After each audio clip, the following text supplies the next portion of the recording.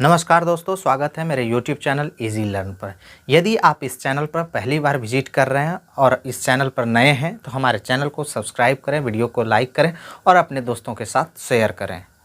साथियों, आज के इस वीडियो में एक ख़ास टॉपिक के बारे में हम लोग डिस्कस करने वाले हैं जो सभी कॉम्पिटिटिव एग्ज़ाम्स के प्रोस्पेक्टिव से काफ़ी महत्वपूर्ण है।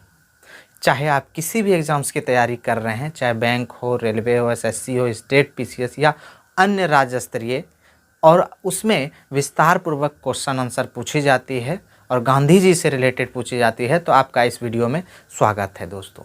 चलिए साथियों, वीडियो को शुरू करते हैं और जानने की कोशिश करते हैं क्या है गांधी युग और भारतीय राष्ट्रीय आंदोलनों में महात्मा गांधी की क्या भूमिका है। साथियों, प्रायः वर्ष 1917 से लेकर 1948 तक के वर्ष को गांधी युग के नाम से जाना जाता है। लेकिन साथियों, गांधी युग को विस्तार से जानने के लिए हम लोग पहले उनके प्रारंभिक जीवन के बारे में हम लोग जानने की कोशिश करते हैं साथियों, कि उनका जन्म कहाँ हुआ था, उनकी शिक्षा दीक्षा कहाँ हुई थी और उन्होंने और अपने जीवन में आगे क्या क्या अचीव किए। साथियों, चलिए हम लोग पहले उनके प्रारंभिक जीवन पर प्रकाश डालते हैं और देखते हैं। साथियों, तो महात्मा गांधी, जिनका पूरा नाम मोहनदास करमचंद गांधी था, क्या था? मोहनदास करमचंद गांधी था, जिनका जन्म 2 अक्टूबर 1869 यानी 1869 में गुजरात के काठियावाड़ जिला के अंतर्गत एक स्थान है जहां का नाम है पोरबंदर,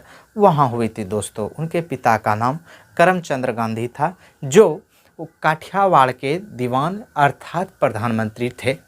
साथियों, उनके माता का नाम पुतलीबाई थी और पत्नी का नाम कस्तूरबा बाई था। साथियों, जब वो अपने प्रारंभिक शिक्षा के दौरान, उनकी प्रारंभिक शिक्षा जो है वो काठियावाड़ के हाई स्कूल से ही हुई थी। उनके बाद उनकी शादी जो है मात्र 13 वर्ष की उम्र में कस्तूरबा बाई से हुई। साथियों, उनके बाद 1888 में वे हायर एजुकेशन यानी उच्च स्तरीय शिक्षा लेने के लिए, साथियों यानी बैरिस्टर की पढ़ाई करने के लिए 1828 ईस्वी में इंग्लैंड चले गए। साथियों, उसके बाद हम लोग चलिए कुछ आगे बढ़ते हैं और देखते हैं। साथियों, वहाँ पर पढ़ाई करने के बाद महात्मा गांधी वहाँ से लौटे और 1893 ईस्वी में जो है दक्षिण अफ्रीका चले गए। साथियों, ये जो यहाँ जो एक गुजरात में एक व्यापारी थे जिनका नाम था दादा अब्दुल्ला, उनके मुकदमे के सिलसिले में वे 1893 ईस्वी में अफ्रीका चले गए। साथियों, अफ्रीका जाने के बाद उन्होंने जो भारतीयों के साथ देखा, भारतीय मजदूरों के साथ वहाँ के अंग्रेज़ किस तरह के व्यवहार करते थे, इन सारे चीज़ों को देखने के बाद ही उनमें एक सत्याग्रह यानी आंदोलन की लहर जाग उठी। साथियों, ये हुआ यूँ था कि एक बार महात्मा गांधी डरबन से प्रिटोरिया तक जो है रेल यात्रा कर रहे थे, तो इस दौरान उन्होंने देखा कि रंग भेद नीति जो है वहाँ बहुत ही चरम पर थी, यानी यहाँ के लोगों के साथ बहुत ही दुर्व्यवहार किया जाता था।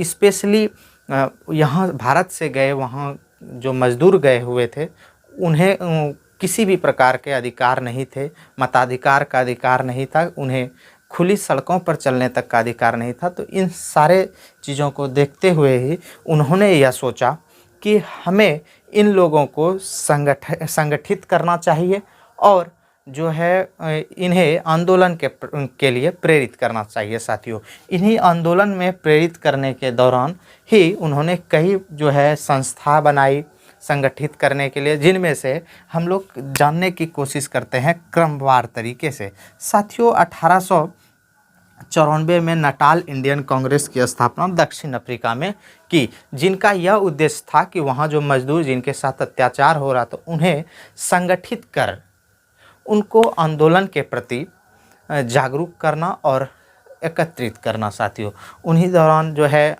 उन्होंने फिर 1903 ईस्वी में इंडियन ओपिनियन नामक पत्रिका बनाई, जिसमें कि यह लिखा कि किस प्रकार से उनमें जो है भेदभाव होता है, और इन सभी चीज़ों को उन्होंने फैलाने की कोशिश की, कि सभी को जागरूक करने की कोशिश की। साथियों, उनके बाद हुआ यूँ, जितने भी जो संगठित हुए मजदूर तो उनके प्रति वहाँ की सरकार का रवैया बदल सी गई थी। साथियों, उसके बाद वहाँ उन मजदूरों के साथ आंदोलनकारियों के साथ अनेक प्रकार के जो है विपदा आने लगे, अनेक समस्याओं का सामना करना पड़ गया। साथियों, कई मजदूरों को वहाँ से निर्वासित किया गया, घर से बेघर कर दिया गया।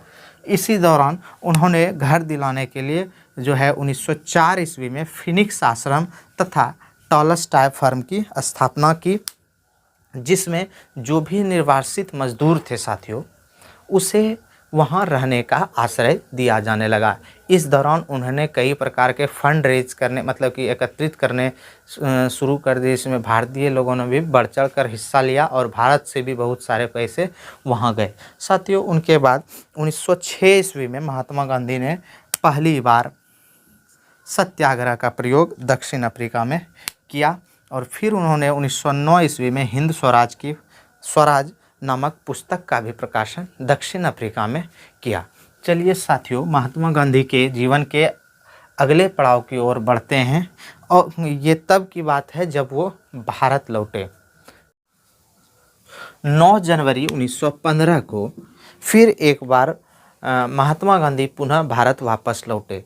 9 जनवरी विदेश से भारत लौटने के इस दिवस को आजकल वर्तमान में इसे प्रवासी दिवस के रूप में मनाया जाता है। साथियों, किस रूप में मनाया जाता है? प्रवासी दिवस के रूप में। भारत आते ही उन्होंने गोपाल कृष्ण गोखले को अपना राजनीतिक गुरु बनाया। उसके बाद जो है उस समय जो भारत लौटे थे उस दौरान प्रथम विश्व युद्ध का दौर था साथियों, जिसके कारण सभी युवाओं को महात्मा गांधी सेना में जाने के लिए प्रेरित कर रहे थे। इन कारणों से लोगों द्वारा उन्हें जो है भर्ती करने वाला सार्जेंट की संज्ञा दी गई। साथियों, फिर अब हम आगे बढ़ते हैं। 1916 में साबरमती आश्रम की स्थापना उन्होंने किया। उसके बाद जो विश्व मतलब देशव्यापी आंदोलन थे साथियों, जिसका नाम है चंपारण सत्याग्रह, जो उन्होंने 1917 ईस्वी में चलाया। यह साथियों, ये तिनकठिया प्रणाली यानी ये जो है नील के किसान जो थे, उन्हें अंग्रेज़ों द्वारा दबाव बनाया जाता था कि उनके ज़मीन के 3/20 हिस्से पर नील की खेती करनी होगी, अन्यथा जो लगान है उन्हें बढ़ा दिया जाएगा। इन्हीं के विरोध में महात्मा गांधी ने नील किसानों के साथ होकर अंग्रेज़ों के विरुद्ध ये चंपारण सत्याग्रह चलाया, जो कि 1917 में चलाया गया था। फिर उन्होंने लगातार जो है 3 आंदोलन चलाए। एक था 1918 में मिल मजदूरों के खिलाफ जो अहमदाबाद में हुआ था, और जो 1918 खेड़ा आंदोलन, ये भी महात्मा गांधी ने चलाया था। साथियों, अब हम लोग थोड़ा और आगे बढ़ते हैं और बात करते हैं कि फिर उन्होंने रॉलेट एक्ट के विरोध में, जो रॉलेट एक्ट जिसे काला कानून के नाम से भी जानते हैं साथियों, इसका ये था कि सरकार किसी पर भी संदेह के आधार पर उसे जो है जेल में डाल सकती है। उनके खिलाफ खिलाफत आंदोलन चलाया गया और फिर 1920-22 में असहयोग आंदोलन चलाया गया, जो कि नागपुर कांग्रेस के नागपुर अधिवेशन दिसंबर 1920 में प्रस्तावित किया गया था, जिसे जो असहयोग आंदोलन था साथियों, इसे एनी बेसेंट ने मूर्खतापूर्वक विरोध कहा।